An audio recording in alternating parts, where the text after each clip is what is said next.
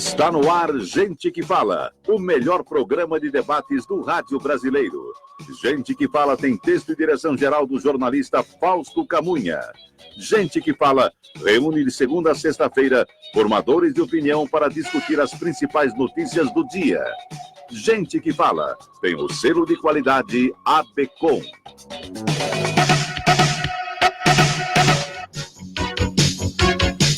Olá, ouvinte do programa Gente que Fala, boa tarde, 12:04 agora, seja bem-vindo, eu sou o Mauro Friesman, nós estamos no ar na Rádio Trianon AM 740 de São Paulo e Rádio Universal AM 810 de Santos. Você nos assiste pelas redes sociais, no Instagram e também no Facebook, então curta as nossas páginas, acesse o nosso blog, é o gentequefala.com.br e participe pelos telefones 3289-3580 e 5052-5555, fazendo perguntas aos nossos convidados de hoje desta edição do programa Gente que Fala. Eu os apresento agora, aqui à minha esquerda, para você que nos vê pelas redes sociais, o advogado Dr. João Marcos Guimarães Siqueira, da Comissão de Direito Desportivo da OAB do Rio de Janeiro. Seja bem-vindo, Dr. João Marcos. Agradeço, Mauro, pelo convite. Para mim é uma honra, um prazer estar aqui presente, fazer parte dessa mesa e discutir temas ligados ao esporte, que sem dúvida, são temas palpitantes, interessantes, e essa é a nossa função aqui no dia de hoje. Agradeço pelo convite. Nós que agradecemos. Também conosco agora aqui à minha direita, o jornalista e radialista Figueiredo Júnior, mais uma vez presente no Gente que Fala. Seja bem-vindo. Boa tarde. Uma honra, Mauro, estar aqui. Boa tarde aos ouvintes, aos internautas. Boa tarde aos convidados ilustres. E falar de esporte, um dos temas de hoje, falar de jogos Parapan, é uma emoção muito grande. Depois eu explico por quê, porque eu vivi uma experiência muito grande nas Paralimpíadas do Rio. Vamos lá, e fechando a mesa aqui, o jornalista Mário Marinho, ex-editor do Caderno de Esportes do Jornal da Tarde, o Marinho também é advogado, escritor, mais uma vez presente conosco aqui no Gente que Fala. E mais uma vez, com muito prazer, é um prazer muito grande estar participando. Eu costumo dizer, e é verdade, que cada vez que eu participo desse programa, eu saio daqui mais enriquecido, aprendo muito aqui, e espero que, mais uma vez, a gente vá levar para o ouvinte, para o amigo que nos acompanha, informações, opiniões, que é esse o nosso objetivo. Não tem Mauro. É isso aí. Vamos aqui ao nosso primeiro tema de hoje. Olha, gente, desde as Olimpíadas do Rio, em 2016, o esporte brasileiro se acostumou a ouvir más notícias. Estatais deixaram de patrocinar confederações, dirigentes foram presos e fontes de financiamento importantes, como o Bolsa Atleta e a Lei Piva, ameaçaram secar. No entanto, o país acaba de obter o melhor resultado da história nos Jogos Pan-Americanos. Analistas estão otimistas quanto a Tóquio 2020, mas muito pessimistas com o que virá depois. Eu citei aqui o Bolsa Atleta. No ano passado, o Bolsa Atleta teve um corte aí de praticamente a metade. E, Marinho, como é que você avalia esse bom resultado brasileiro do PAN, 171 medalhas, e o que é que levou a esse bom resultado? Foco nas Olimpíadas de Tóquio? Então, o mais importante até do que o número de medalhas, que é um número expressivo, é um número muito grande, o Brasil ficou muito bem colocado, segundo lugar no quadro geral de medalhas, né? Mais importante do que isso foram os números obtidos, principalmente nesses esportes tipo atletismo, que você tem uma marca a ser atingida, né? Conseguiu a classificação de muitos atletas para a Olimpíada, muito mais do que conseguiu no último Pan-Americano, atletas que não vão ter que participar e de outros pré-Olimpíada, né, de testes pré-olímpicos e tal. Então, o resultado foi muito importante para o Brasil. Agora, falando aqui das más notícias, que infelizmente são maiores do que as conquistas, né, por mais que a gente batalhe, que a gente trabalhe, você vê o seguinte: além da crise financeira que nosso país enfrenta, e há quanto tempo que a gente fala nisso, né? Há quanto tempo essa crise não acaba, se prolonga e tal. Aí nós tivemos aí também o que eu entendo um viés errado do governo, de achar que tem que cortar, achar que porque tem corrupção você vai cortar sua colaboração ali. Não, você tem que combater a corrupção e tem que continuar colaborando com atletas. Nós temos muitos atletas olímpicos que conquistaram medalhas aqui no Rio em 2016 e agora também no PAN de Lima, né, que são militares, né, que estão ou são militares ou são patrocinados pelo Exército, né? Então agem como militares. Eu acho que o governo tem que sempre estar dando força, né, esse lado social. E a última péssima notícia que eu vi sobre a Olimpíada foi ontem no jornal. Você se lembra que na abertura da Olimpíada, cada atleta representando um país foi lá, depositou, plantou uma semente, né, que o Brasil iria plantar, fazer a grande floresta olímpica, né?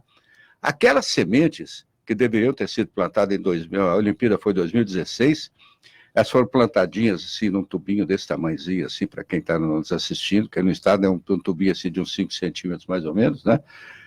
Essas árvores deveriam ter sido plantadas, elas foram levadas para um lugar, para um cara tomar conta direitinho, então deveriam ter sido plantadas em 2017, quando elas estariam assim, com 30, 40 centímetros. Hoje as árvores estão com 1 metro de altura, não foram plantadas, estão morrendo, né?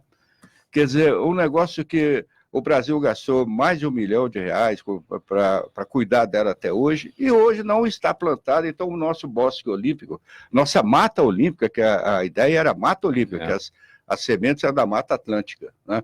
Então eu vi a empresa que toma conta dizendo, olha, se ninguém tomar conta, nós vamos fazer por nossa conta da empresa, só que não dá para fazer uma mata, nós vamos fazer um pequeno bosque, vamos pegar uma semente de cada, né, uma muda, né, de cada país e plantar, né, quando aquele deveria ter sido transformado numa mata olímpica, não só pela beleza da mata, mas pela a própria inspiração, né?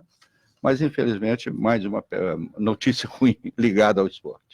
Quero anunciar a presença aqui também com a gente no programa Gente que Fala, do Moisés Fabrício Souza Cruz, professor, fisioterapeuta. Ele é coordenador da Seleção Brasileira de Bocha Paralímpica. Seja bem-vindo, professor Moisés. Obrigado a todos, obrigado pelo convite, à disposição aí para debater um pouquinho do esporte, e principalmente específico do esporte paralímpico, que a gente está acabando, a nossa delegação está acabando de chegar lá aos pouquinhos, para tentar representar o Brasil tão bem como o esporte olímpico representou.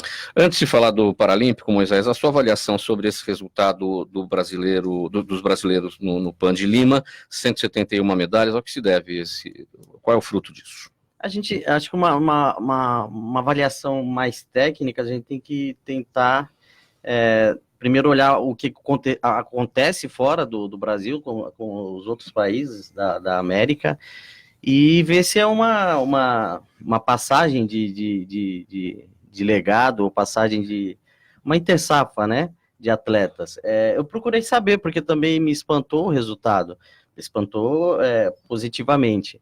E eu tive a oportunidade até de conversar com o professor Nélio, do atletismo, que teve uma atleta aqui de São Paulo que participou dos 100 metros revezamento, né, de 100 metros, e na verdade, assim, o resultado ele não é uma coisa que a gente pode falar, é uma fantasia, né, com outros países levando os atletas mais jovens, ou uma seleção B, na verdade, somente a região da América, ela está passando por uma transição, né, de idade, e eu acho que o Brasil saiu na frente, né, a gente foi com um número menor, né, de participantes, e conseguiu sobressair. Então, acho que em vista disso, acho que Tóquio a gente já vai ter algumas surpresas boas, e Paris também. Eu acho que o Brasil conseguiu renovar em algumas categorias, algumas modalidades individuais, conseguiu renovar bem, e eu acho que a base está começando a aparecer.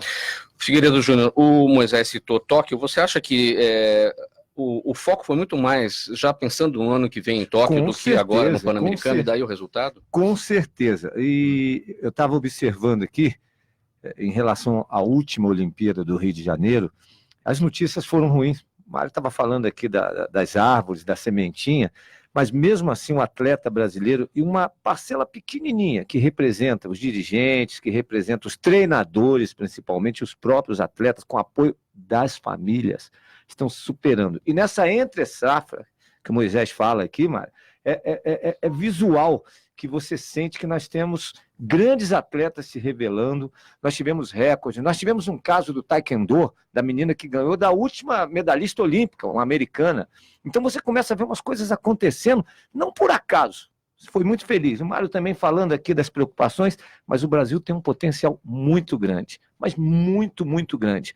E não foi surpresa as 55 medalhas de ouro, 171 no total, né? Sim. Nós superamos o México Nós ficamos praticamente no final, foi uma Esse alegria muito expressivo grande. ouro, 55. 55 ouros, assim, em 40 e poucas modalidades nós tivemos medalhas, isso é maravilhoso.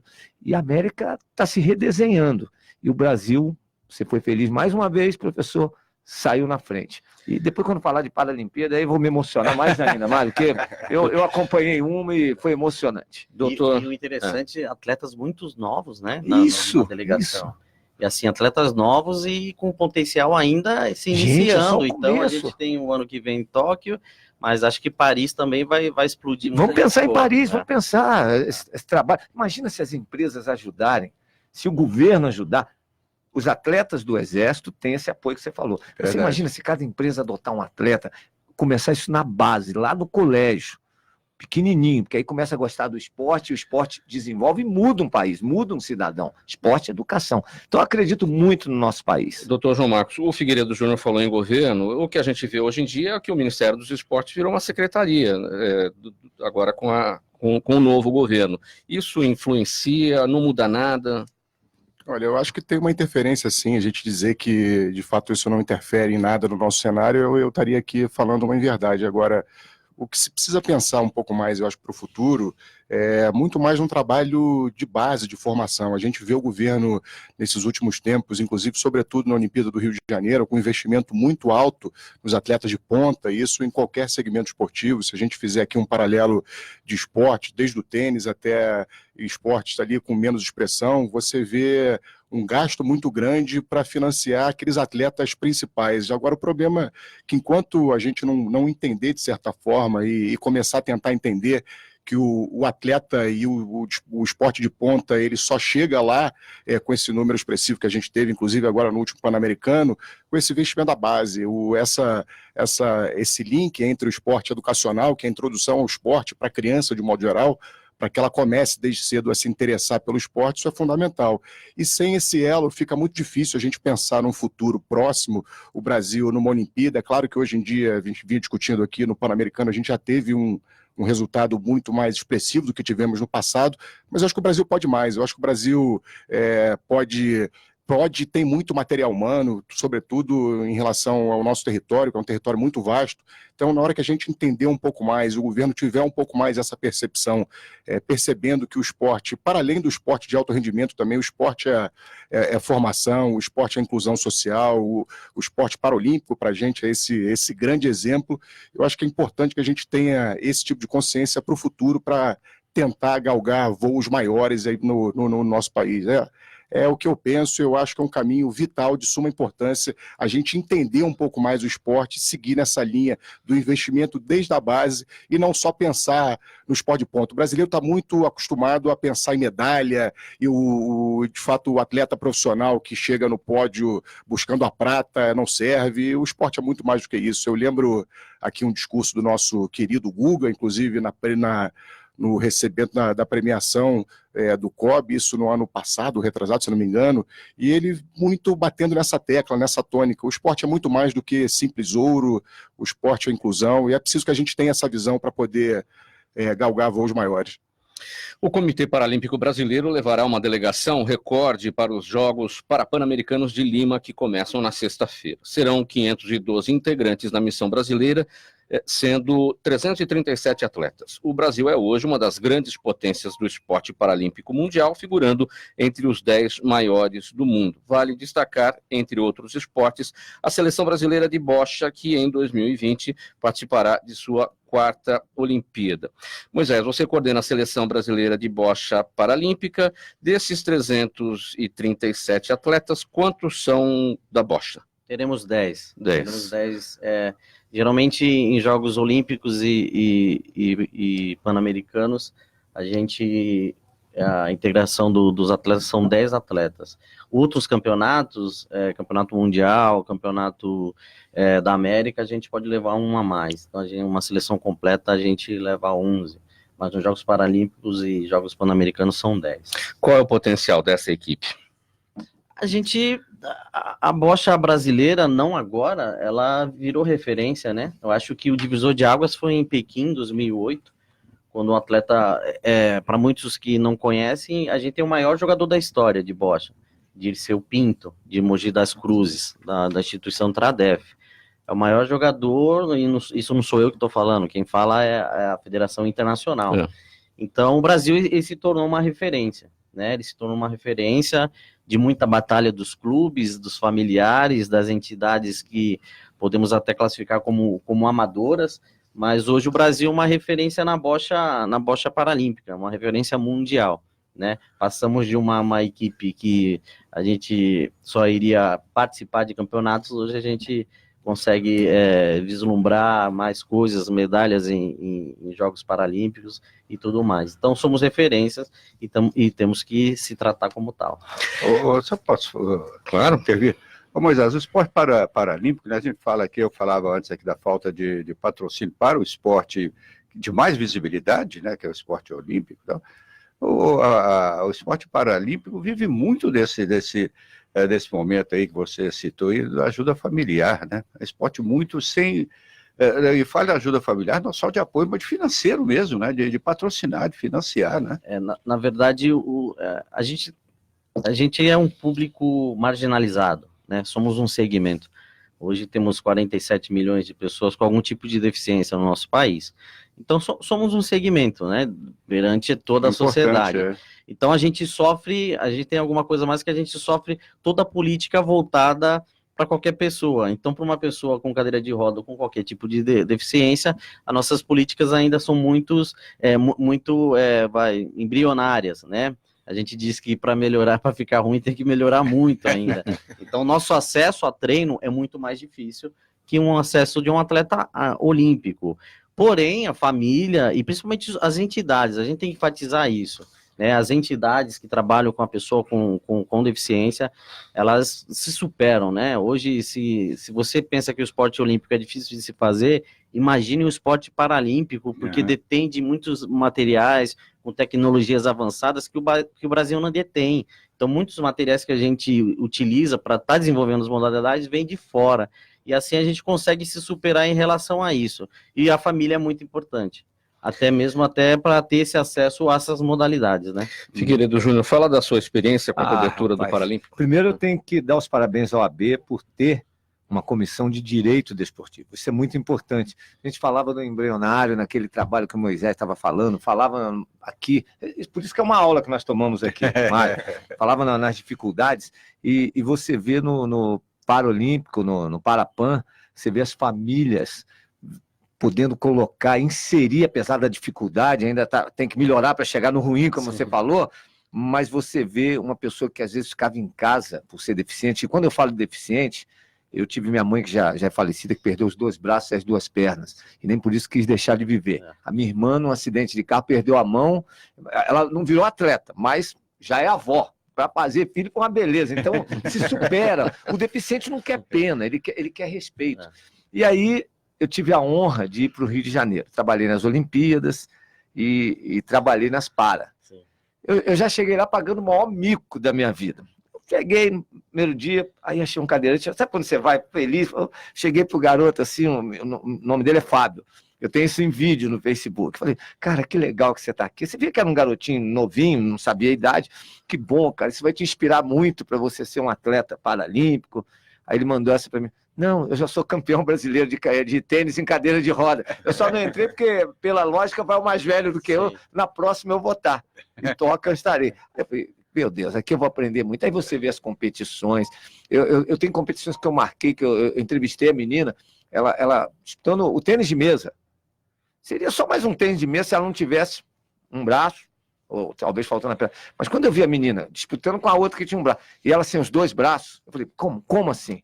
Ela jogava a bolinha por cima com a boca. Eu falei, eu não tenho problemas. E eles ali felizes, e todo mundo aplaudindo, e você acompanhava a natação, você via um Clodoaldo, você via o outro menino, são vários, você via o futebol de cego, é cego mesmo. Eu tenho um filho que você conheceu lá na Globo, Manuel, que a gente chama o ceguinho da Globo, que morava nas ruas, assim como a Ana Luísa, que o Fausto levou. Sim. Eu levei o Manuel para trabalhar, botamos numa associação, depois levamos eles para a Rádio Globo, virou o melhor funcionário da Globo, sem enxergar com a vista, mas enxergando com o coração. Eu repito sempre, quando entrou na vida de um cara o esporte paralímpico, que ele começou a praticar, Meu Deus do céu, aí você vê a seleção de bote.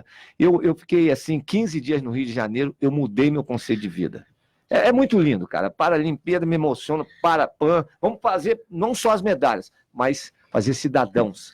Marinho, agora tudo. tem os critérios de seleção desse pessoal do Parapan. Houve alguma mudança nesses critérios e teve muita gente que ficou de fora aí, né? Você tem essas informações? Ficou de fora. Se houve um critério, a mudança de critério, eu estava vendo que Eu digo de fora injustamente, né? Justamente, dizendo que o André Brasil, da natação, como é que chama o presidente do comitê? O Misael. Misael Conrado. O Misael Conrado. Ele fez um protesto muito grande contra as modificações, e as modificações assim, muito em cima dos jogos, né? Então ele lembrava que o André Brasil da natação, que é o cara que tem 14 medalhas, ficou de fora. Ele é uma pessoa com deficiência física. A questão do comprimento das pernas. Ele pequena tem diferença. uma perna mais comprida que a outra e tal, quer dizer, é um tipo de deficiência. Mas segundo esse critério, ele foi agora considerado não deficiente. Mas ele tem a deficiência, é físico, está se vendo e tal, mas foi considerado não deficiente, né? Então, consideraram uma pequena diferença, não é isso? Tirou ele exato, tiraram competição. ele da competição. Então, quer dizer, é uma pena, né? Eu não sei quais os outros esportes também que foram atingidos, mas é uma pena, porque você deveria estar incentivando e não está restringindo a participação. Tem a categoria dele. Você está incentivando a categoria dele. Mas a categoria dele, sei lá, a deficiência é menor que a do outro, mas existe, né? Existe. Então, você... se ele tivesse participado, assim como outros ficaram de fora, você está incentivando também aqueles outros lá atrás que têm um pequeno deficiência, mas não, eu vou nessa aí também, então, uma pena, né? Mas acho que o Brasil ainda vai bem nesse. Isso é um tema bem complexo, né? Para quem treina, quem é treinador de alguma modalidade paralímpica, porque isso é uma classificação funcional, né? Feita por médicos, profissionais de educação física e fisioterapeutas. E todo ciclo é revisto, né, a forma de elegibilidade desse atleta estar participando em determinadas provas, né, e o André Brasil, ele foi inelegível, né, a gente disse que ele foi inelegível para estar na classe, e eu acho que o que é interessante ressaltar é que antigamente a gente podia dizer que o paradesporto era uma coisa meio romântica, né, meio de superação, guerreiros, e hoje a coisa tem mudado muito, né, hoje é um campo de trabalho, hoje é tecnicamente não deixa a desejar nada para o olímpico, hoje trabalha muito, todas as comissões trabalham com análise de desempenho e por aí vai, e aí desde que o movimento ele cresce questões políticas também, né, questões de países que dão um valor maior, e a gente pensa que não, mas isso influencia muito o bastidor e muita questão política, né. Então, a gente sofre muito na bocha também. A gente tem atletas que a gente leva para competição fora e a gente não consegue classificar e a gente tenta buscar uma coisa nem mais técnica, é uma coisa mais ou política ou uma visão mais ampla da coisa para saber o que acontece no movimento internacional. Mas isso é um tema muito complexo, muito polêmico e complexo. E se você me permite, Mauro, eu tive uma passagem agora recentemente num congresso em Teresópolis, da Academia Nacional de Direito Esportivo. Eu tive a oportunidade de conhecer o Clodoaldo Silva, nosso grande nadador, medalhista. E o que achei bastante interessante é que o Clodoaldo hoje está aposentado, e aí um pouco na carona daquilo que a gente vinha discutindo no princípio do programa, pensando no esporte para a vida inteira, o Clodoaldo hoje, e aí segundo ele relatava, inclusive no Congresso, uma pessoa, um boa praça, uma pessoa do bem, ele hoje em dia lidera inclusive um departamento numa empresa de confecção em que ele é responsável pela contratação de todos os deficientes.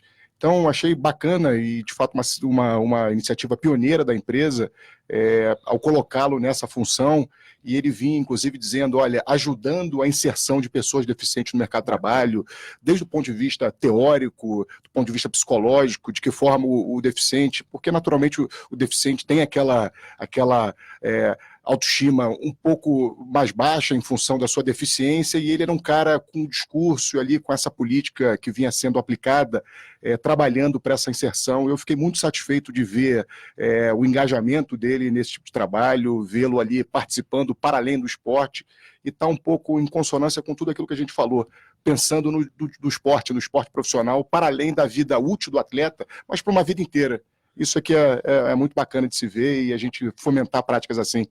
O que é interessante lembrar que o CPB ele tem um projeto de transição de carreira, né? É um projeto forte que o CPB acho que começou logo na gestão do Misael, transição de carreira, pensando nessa transição do fim da carreira do paratleta para depois do fim da sua carreira. Lembrar também que o Clodoaldo, agora eu vou falar um pouquinho como torcedor, aposentaram ele, né? Porque ele mudou também de categoria e aí os tempos dele já não iria de encontro a ser o top da categoria como ele sempre foi. Então, por isso que eu falo, o tema da classificação funcional é muito complexo, é muito mais amplo do que a gente pensa. O trabalho do atleta de alta performance pode ser considerado profissão de risco na esfera trabalhista e previdenciária? Este foi o tema da mesa de debates mediada pelo advogado Dr. João Marcos Guimarães no Congresso O Alcance da Justiça do Trabalho no Direito Desportivo, que foi realizado na semana passada. Esse debate abordou os contratos de trabalho, riscos de acidentes na profissão e a contratação de seguros pelos clubes, entre outros assuntos. Doutor João Marcos, claro que se considera uma atividade de risco. Sem dúvida. Hoje em dia a jurisprudência vem se colocando dessa forma e tem uma peculiaridade, sobretudo para o atleta profissional de futebol, é que a Lei Pelé obriga a contratação por parte da entidade esportiva do seguro. Então, por conta desse entendimento de que, olha, o atleta ele tem essa obrigatoriedade de contratação do seguro, é considerado, assim, uma atividade de risco, até porque a gente tem ali uma realidade, uma coisa é a gente enxergar o atleta profissional de ponta, que é o que aparece no jornal, é aquele que está em evidência, mas a gente colhendo, inclusive, números do próprio Sindicato dos Atletas de São Paulo, mais de 60% dos atletas ganham o piso, entre R$ 900 e R$ 1.100. Então, você pensar que um atleta com esse tipo de rendimento, o atleta que tem algum tipo de lesão, outro tema que foi muito debatido também, o próprio dano patrimonial que o atleta eventualmente tem por encerrar a carreira um pouco antes, inclusive trouxemos alguns casos até que a jurisprudência vem debatendo e julgando em relação à responsabilidade do clube, sobretudo pelo dano material, na medida em que o atleta tem uma aposentadoria precoce. Então, hoje em dia, a jurisprudência vem se assentando nesses termos, e eu acho que o que ficou bacana também, e num congresso, e num painel muito disciplinar, é você buscar inclusive estudos em outras literaturas. Você vê, abordamos também o direito comparado, né, em que houve, na verdade, uma discussão muito sobre a teoria da assunção do risco, e aí isso com base até no direito francês. Olha, o atleta, na medida em que ele se coloca sabendo da condição, sabendo da atividade, ele traz para ele, assume um risco, e aí seria ele responsável por um eventual dano que ele tenha, caso ele encerre a carreira de forma precoce. Mas o mais importante, o que eu percebi no próprio Congresso, e voltando um pouquinho ali no princípio da nossa conversa, quando a gente falava que, olha, a OAB tem aqui um comitê de direito esportivo, e eu acho que isso tem sido, na verdade, a tônica da OAB. Você tem não só a OAB do Rio de Janeiro, a OAB de São Paulo também, com a Comissão de Direito Esportivo, temos também a OAB Federal, e o que eu acho muito legal é o engajamento do público feminino também no desporto. Hoje em dia, a gente vê nos tribunais, no STJD, uma atuação maciça de mulheres e cada vez mais um interesse crescente sobre essa atividade. Existe uma omissão onde se respeita essa questão do seguro obrigatório previsto na Lei Pelé? Olha, você pega casos, inclusive, de clubes responsabilizados pela não contratação de seguro. Claro que se a gente estiver falando dos clubes de ponta, a realidade é um pouco diferente. Agora, você pensar que o Brasil é um país continental e temos aí, por exemplo, fazendo um paralelo do futebol, temos aí a Série B, C e D, inclusive atletas trabalhando em condições muito mal adequadas para uma realidade do atleta. A gente teve, inclusive, um depoimento de um atleta profissional e dando também ali no próprio Congresso um pouco o exemplo da vida dele.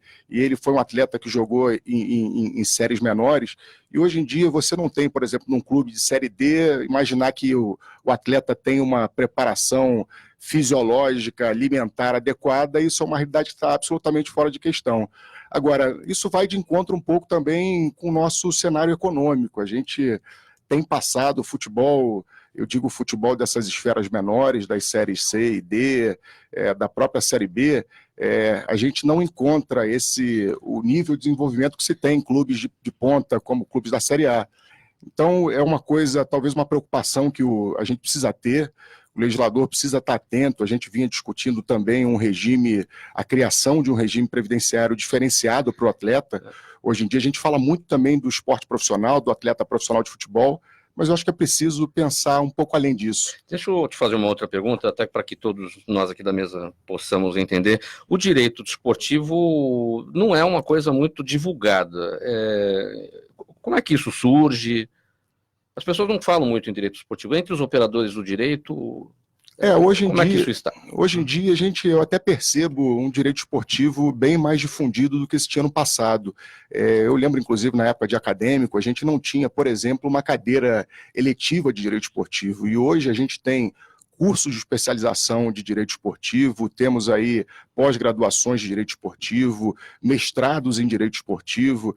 O esporte cada vez mais ganha uma relevância no nosso cenário nacional, eu acho que e até para um desenvolvimento natural da atividade. Hoje em dia as cifras envolvidas no esporte são muito altas. Quais são as causas mais comuns? Olha, você tem muito o contrato-trabalho, na verdade, do atleta, e trazendo um pouco o paralelo aqui para o atleta profissional de futebol, é um contrato-trabalho regido pela Lei Pelé, e que é uma lei específica, especial, mas você aplica, em regra, o contrato-trabalho, o que é, na verdade, as regras da própria CLT. O que a gente, de fato, vê, o que é mais comum, são inadimplemento de parcelas do próprio contrato, porque hoje em dia você tem uma realidade muito pequena de clubes que, quando rescindem antecipadamente um contrato de trabalho, seja do atleta, seja do treinador de futebol, clubes que pagam rigorosamente os direitos que o atleta teria a receber. Então, como o contrato é um contrato por prazo determinado, via de regra, o que se tem ainda, eu ainda acho que o preponderante em termos de matéria na Justiça do Trabalho é a cobrança de parcelas próprias do contrato de trabalho, férias, cobrança de fundo de garantia. Há uma discussão também um pouco mais extensa sobre a questão de integração do direito de imagem, que é inclusive uma previsão da própria Lei Pelé, clubes que fazem contratos de imagem em descompasso com o que diz a lei. Então, eu acho que o grosso que se tem hoje em dia é justamente o descumprimento, o não pagamento de parcelas inerentes ao contrato de trabalho, e colocaria também nesse pacote a própria questão da integração da imagem, se é salário ou se não é, que é uma controvérsia que vem sendo julgada no caso a caso. Uma coisa que a gente é importante deixar claro é o contrato de imagem com o atleta de ponta, em que há uma efetiva exploração da imagem do atleta. Agora, o que a gente vê na realidade é clubes de menor expressão fazendo contratos de imagem com atletas sem muita envergadura no cenário futebolístico, né? E alterando um pouco essa composição dessa parte, quer dizer, pagando uma parte substancial na imagem, uma parte menor no contrato de trabalho.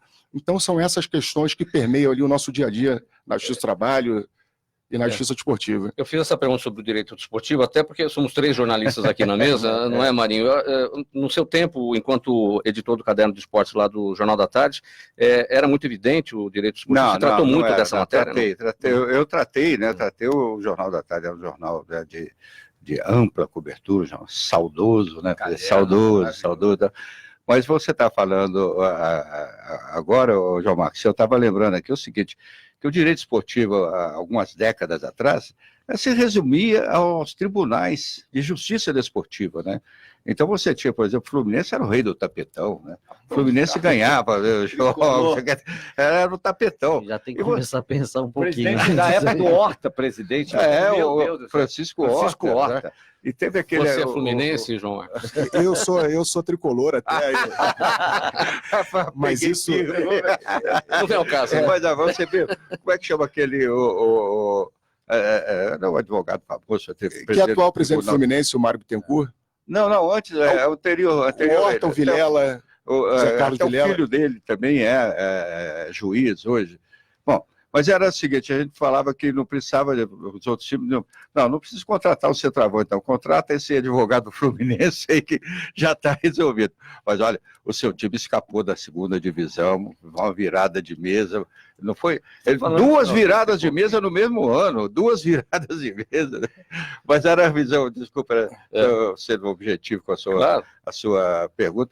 Realmente o que a gente via aí, estou falando coisa de 30 anos atrás, 40 anos atrás, o direito esportivo era realmente restrito àquilo que acontecia no tribunal, de suspender jogadores, suspender time e tal. Hoje não, tem toda essa amplitude que você trouxe aqui. Sem dúvida, e tem também outros pontos também, a questão do doping hoje em dia, você tem muita matéria sendo julgada pelo Tribunal Arbitral do Esporte na Suíça, você tem um leque de atuações, inclusive eu percebo até profissionais até do Brasil indo fazer cursos de especialização fora, não só na Suíça, como na Inglaterra, para poder se especializar nesse tipo de matéria, né? Porque o direito esportivo a gente basicamente poderia dividir em 2 segmentos, né? Uma coisa é o contrato de trabalho do atleta profissional e outra coisa é o direito esportivo disciplinar, né? Que é o que a gente está acostumado a ver, essas questões que a gente falava aqui, eu com alguma divergência na condição de tricolor até, mas além disso também os processos disciplinares no próprio STJD também, que a gente vê muito corriqueiro, agressão, segundo cartão,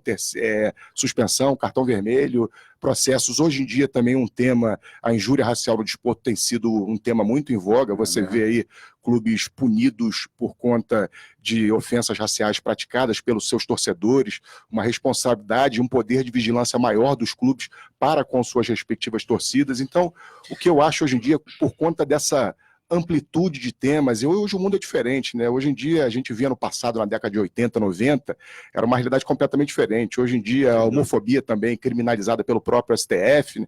Então tem muitos assuntos hoje em dia nessa nossa sociedade moderna que tem ganhado muita relevância no nosso cenário.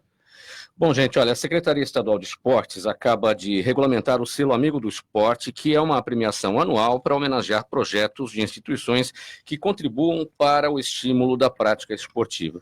E os critérios são participação e impacto social, potencial de replicação, impacto esportivo, sustentabilidade e amparo ao atleta. A pasta também ampliou a participação para projetos esportivos de todos os segmentos. Figueiredo Júnior, o que isso simboliza na sua observação?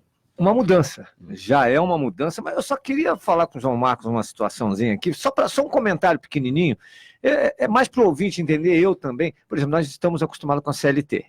No caso da Lei Pelé, o atleta precisa de quantos anos? Porque a vida média de um atleta é 20 anos no máximo. Vamos botar aquele... E isso nos dias de hoje, o cara começa ali com 18, vai até os 38, caso exceção é o Zé Roberto, que jogou no Palmeiras, foi até os 41. A lei para a aposentadoria do atleta, assim, resumindo, segue assim um pouco da CLT ou só a Lei Pelé?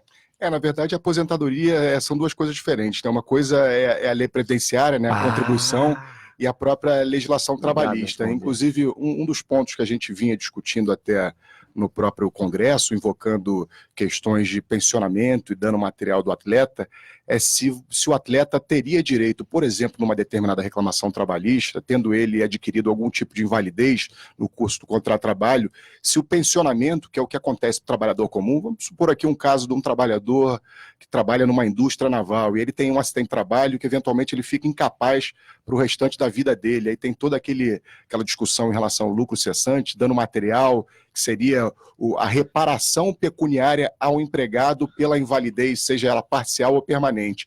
E no atleta, inclusive, uma das coisas que a gente vinha discutindo, e até um dos pontos no Congresso, foi o seguinte: se você poderia, quer dizer, fazia-se então uma expectativa de vida útil de trabalho do atleta algo em torno de 35 anos. Se você poderia, inclusive, pensionar o atleta por uma invalidez que ele tenha adquirido no curso do contrato de trabalho, para além da vida útil dele profissional.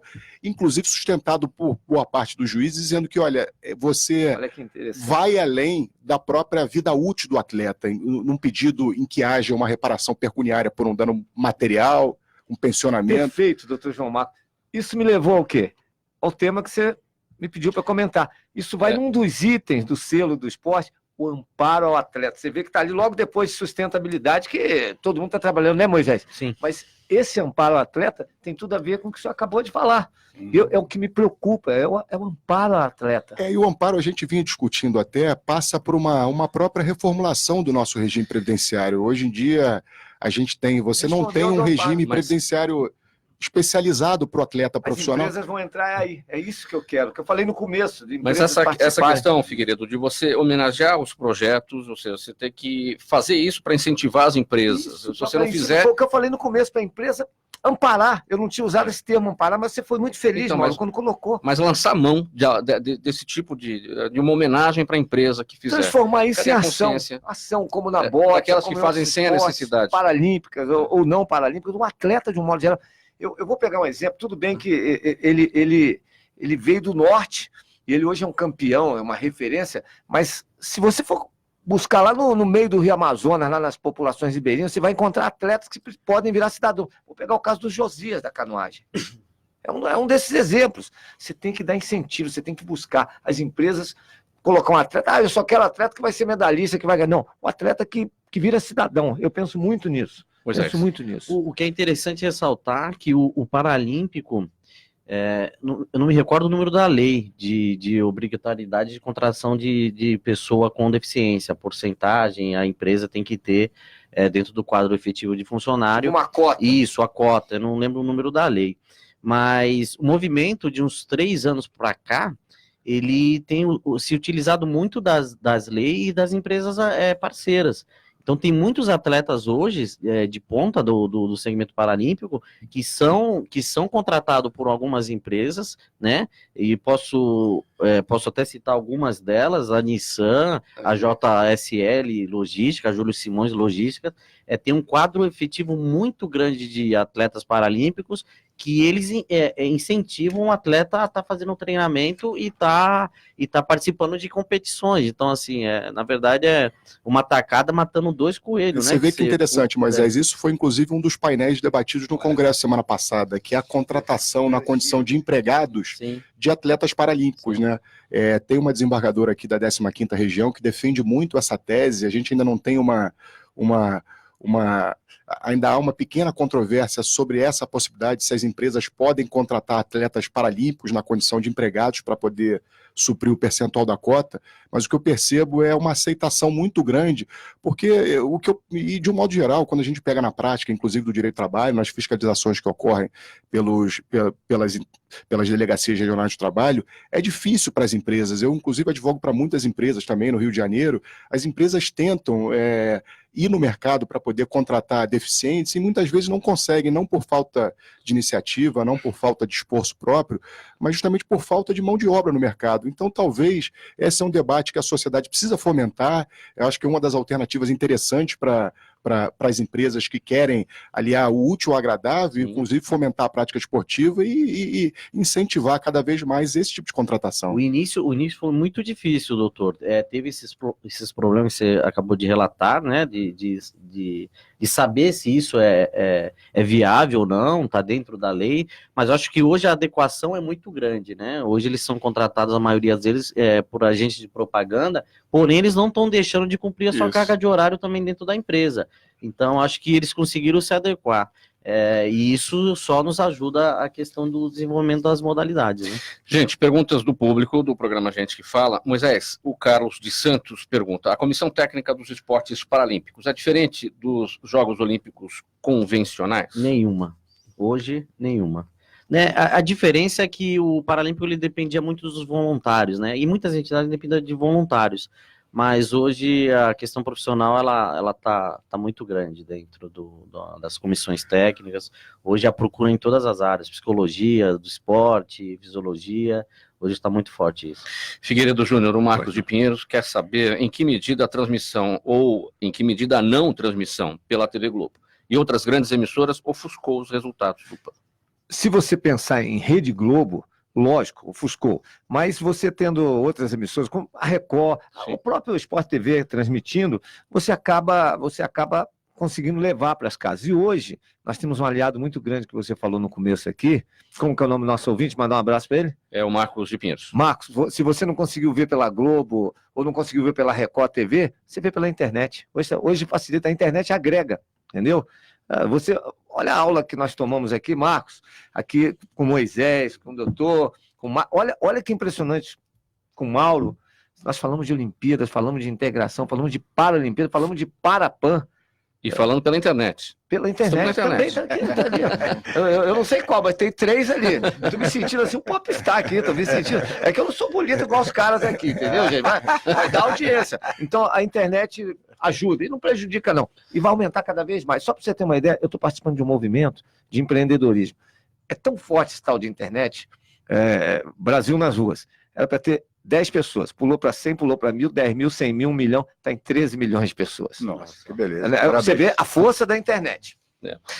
O Jaime do Jardim Bonfilholi te pergunta, Marinho, qual a sua opinião sobre as transmissões off-tube pelas emissoras de rádio? As transmissões off-tube são aquelas em que o apresentador não está efetivamente no eu tenho uma história em 20 segundos, evento. depois do Mário, eu quero contar uma história da Globo, quando eu era da equipe esportiva. Eu conto em 20 segundos, envolve um querido amigo, Vanderlei Ribeiro. Então vai você, 20 segundos. 20 vai. segundos.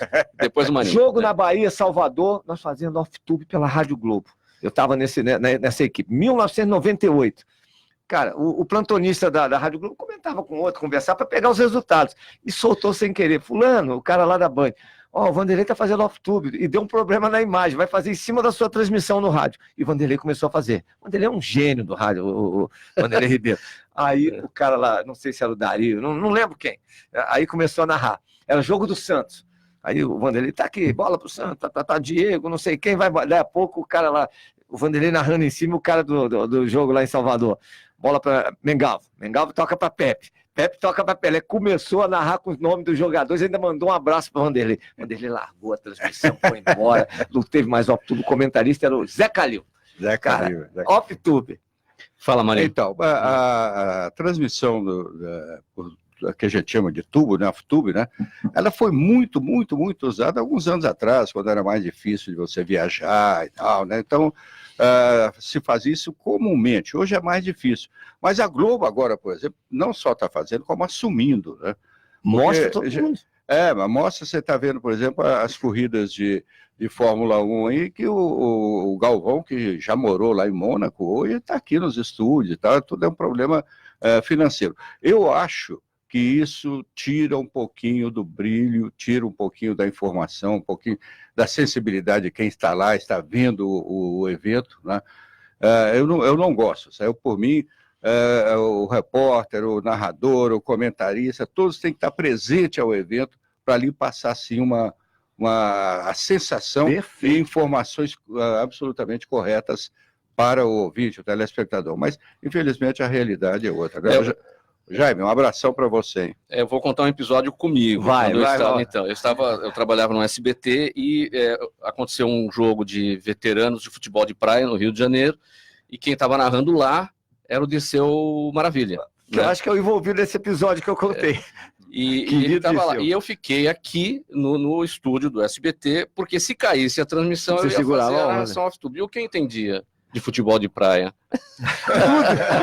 Que era na praia. Então, que era na praia, né? Então, eu tive que estudar, porque eu não conhecia ninguém, mas fiquei ali no off-tube. Mas é um desafio para nós, né? Eu não sou do esporte, enfim, mas para nós, a gente falava sobre isso nos bastidores agora, né, Maninho? O quanto temos que ser generalistas para poder abraçar. Tem que ser clínico geral. Clínico geral, né?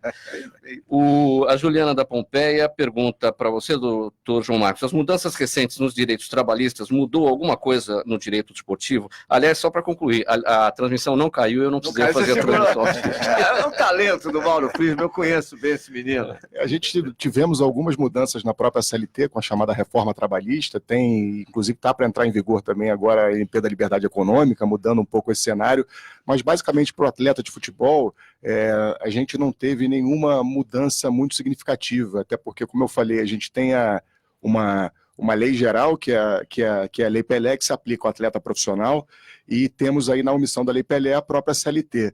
Então não tem aí, sob a ótica da reforma trabalhista, por enquanto, o que se tem, na verdade, é muito mais um poder maior de negociação. Isso, na própria reforma, em novembro de 2017, o legislador vem dando um pouco mais de força a essa negociação individual entre empregado e empregador. Então, trazendo isso um pouco para a esfera do futebol, por exemplo, em que hoje em dia boa parte dos jogadores tem seus respectivos empresários, o que se tem é uma capacidade de negociação maior por parte do atleta e dos seus empresários em relação a condições do contrato de trabalho. Eu não diria que houve uma mudança significativa de direitos, mas a gente consegue enxergar nesse novo tom da nova lei, da própria reforma, uma capacidade maior das partes terem esse poder de decisão.